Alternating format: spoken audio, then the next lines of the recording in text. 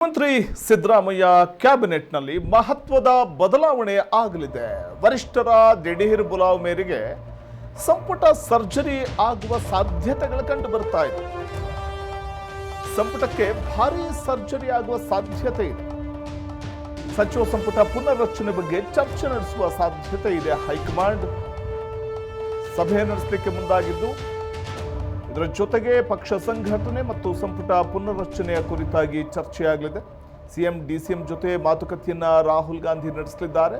ಈ ವೇಳೆ ವಿಧಾನ ಪರಿಷತ್ಗೆ ನಾಮನಿರ್ದೇಶನ ಮಾಡಿರೋ ಬಗ್ಗೆಯೂ ಕೂಡ ಚರ್ಚೆ ಆಗಲಿದೆ. ಸಿಎಂ ಡಿಸಿಎಂ ಜೊತೆ ಮಾತುಕತೆ ನಡೆಸುವಂತಹ ನಿಟ್ಟಿನಲ್ಲಿ ರಾಹುಲ್ ಗಾಂಧಿ ಮುಂದಾಗಲಿದ್ದಾರೆ. ಈ ವೇಳೆ ವಿಧಾನ ಪರಿಷತ್ಗೆ ನಾಮನಿರ್ದೇಶನದ ಬಗ್ಗೆಯೂ ಕೂಡ ಚರ್ಚೆ ನಡೆಯಲಿದೆ. ಪ್ರಮುಖವಾಗಿ ವರಿಷ್ಠರ ದಿಢೀರ್ ಬುಲಾವ್ ಮೇರೆಗೆ ಇವತ್ತು ಸಿದ್ದರಾಮಯ್ಯನವರು ದಿಲ್ಲಿಗೆ ತೆರಳಿರುವಂತಹ ಒಂದು ಕಾರಣ, ಸಂಪುಟಕ್ಕೆ ಭಾರೀ ಸರ್ಜರಿ ಆಗುವ ಸಾಧ್ಯತೆ ಇದೆ. ಈ ಕುರಿತಾಗಿ ಚರ್ಚೆಯನ್ನು ಮಾಡಲಿದ್ದಾರೆ ಹೈಕಮಾಂಡ್ ನಾಯಕರು ಅನ್ನುವಂಥ ಒಂದು ಮಾಹಿತಿ ಲಭ್ಯವಾಗ್ತಾ ಇದೆ. ಸರ್ಕಾರದ ಇಮೇಜ್ ವೃದ್ಧಿಗೋಸ್ಕರ ಸಂಪುಟ ಪುನರ್ರಚನೆಗೆ ಹೈಕಮಾಂಡ್ ಚಿಂತನೆಯನ್ನು ನಡೆಸಿದೆ ಅನ್ನುವಂಥ ಮಾಹಿತಿ ಇದೆ. ಹಾಗಾಗಿ ವರಿಷ್ಠರ ದಿಢೀರ್ ಬುಲಾವ್ ಮೇರೆಗೆ ಸಿದ್ದರಾಮಯ್ಯನವರು ದೆಹಲಿಗೆ ತೆರಳಿರುವಂಥದ್ದು. ಮಹತ್ವದ ಬದಲಾವಣೆ ಕ್ಯಾಬಿನೆಟ್ನಲ್ಲಿ ಆಗುತ್ತಾ? ವರಿಷ್ಠರು ಸಂಪುಟಕ್ಕೆ ಸರ್ಜರಿಯನ್ನ ಮಾಡ್ತಾರಾ? ಸಚಿವ ಸಂಪುಟ ಪುನರ್ರಚನೆಯ ಬಗ್ಗೆ ಸಿದ್ದರಾಮಯ್ಯನವರ ಜೊತೆ ಚರ್ಚೆ ನಡೆಸುವಂಥ ಸಾಧ್ಯತೆ ಇದೆ. ಹೇಳಿ ಕೇಳಿ ಸಂಪುಟ ಪುನರ್ರಚನೆ ಅಂತಂದರೆ ಅದು ಜೇನುಗೂಡಿಗೆ ಕೈ ಹಾಕದಂತೆ.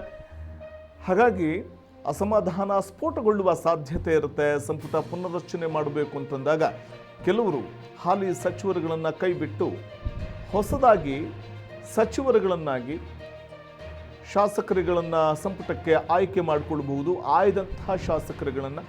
ಹಾಗಾಗಿ ಈಗ ಸಂಪುಟದಿಂದ ಕೆಲವರನ್ನ ಕೈ ಬಿಟ್ಟರೆ ಅದು ಅಸಮಾಧಾನ ಸ್ಫೋಟಗೊಳ್ಳುವ ಸಾಧ್ಯತೆ ಇರುತ್ತೆ. ಅದು ಪಕ್ಷದ ವರ್ಚಸ್ಗೆ ಹಾಗೂ ಸರ್ಕಾರದ ಇಮೇಜ್ಗೆ ಡ್ಯಾಮೇಜ್ ಆಗುವಂಥ ಸಾಧ್ಯತೆಗಳೇ ನಿಚ್ಚಳವಾಗಿರುತ್ತೆ. ಹಾಗಾಗಿ ಇದೆಲ್ಲವನ್ನು ಅಳೆದು ತೂಗಿ ಸಂಪುಟ ಪುನರ್ರಚನೆ ಮಾಡಬೇಕಾಗುತ್ತೆ. ಅಷ್ಟು ಸುಲಭ ಅಲ್ಲ ಸಂಪುಟ ಪುನರ್ರಚನೆ ಮಾಡಬೇಕು ಅನ್ನುವಂಥದ್ದು. ಯಾವುದೇ ಸ್ಥಾನ ಖಾಲಿ ಇಲ್ಲ. ಎಲ್ಲ ಸ್ಥಾನಗಳನ್ನು ಕೂಡ ಸಿದ್ದರಾಮಯ್ಯನವರು ತಾವು ಸಿಎಂ ಆಗಿ ಅಧಿಕಾರ ಸ್ವೀಕರಿಸುವಂತಹ ಸಂದರ್ಭದಲ್ಲೇ ಫುಲ್ಫಿಲ್ ಮಾಡ್ಕೊಂಡ್ಬಿಟ್ರು. ಹಿಂದಂತೂ ಬಿಜೆಪಿ ಸರ್ಕಾರ ಅಧಿಕಾರದಲ್ಲಿದ್ದಾಗ 3-4 ಖಾತೆಗಳನ್ನು ಬಾಕಿ ಉಳಿಸ್ಕೊಂಡಿತ್ತು.